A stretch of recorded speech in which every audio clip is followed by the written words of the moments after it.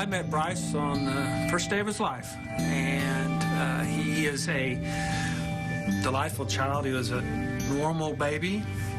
Everything appeared entirely normal.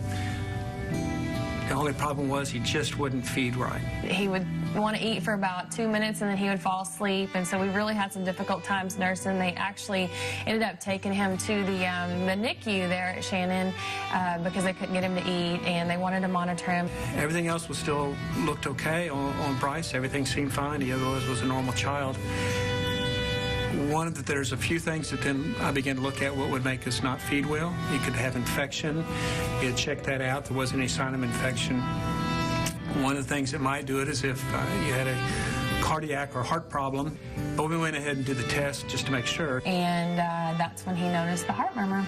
And that's it was amazing that he heard it too. I mean, every doctor that we spoke to in San Antonio, cardiologist, nurse, nobody could hear it. And they said, you know, it's amazing that he heard what he did, because if we would have came home, that Bryce probably wouldn't have made it. Yeah. Matter of fact, Dr. Porsche said that she had to listen on three separate times just to hear the murmur. And I think her words were, we needed to hug him and thank him because he saved Bryce's life.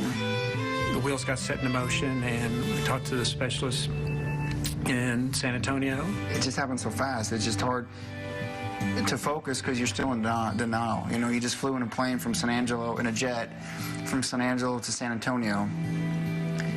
And I mean, you only see this stuff in the movies.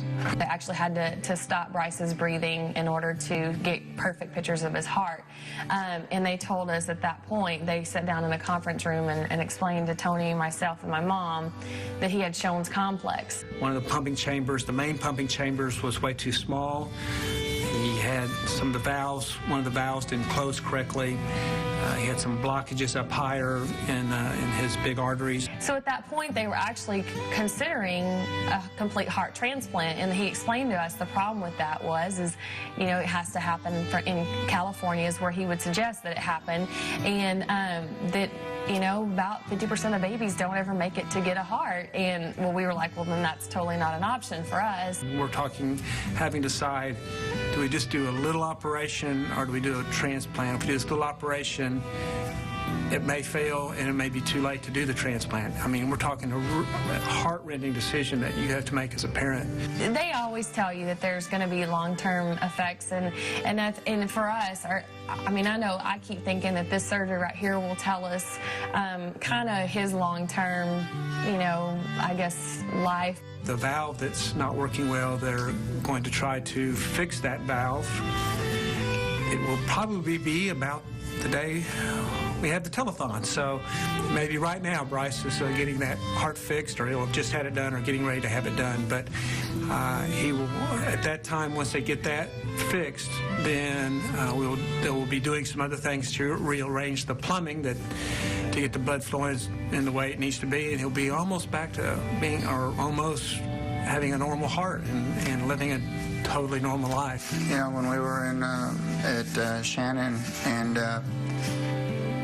they made mention about the incubator that Bryce was in, and I remember looking at the little plaque on the side, that Children's Miracle Network, and it didn't dawn on me. I had no clue who they were, and you know, now, you know, that was a particular piece of equipment that Bryce had a place to go that helped prolong his life until we could get him to San Antonio.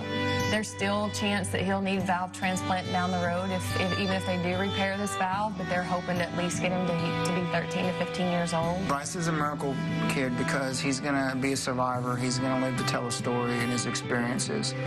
People are going to ask questions, and he's going to tell his whole story and shock everybody and give anybody that has any doubt faith again.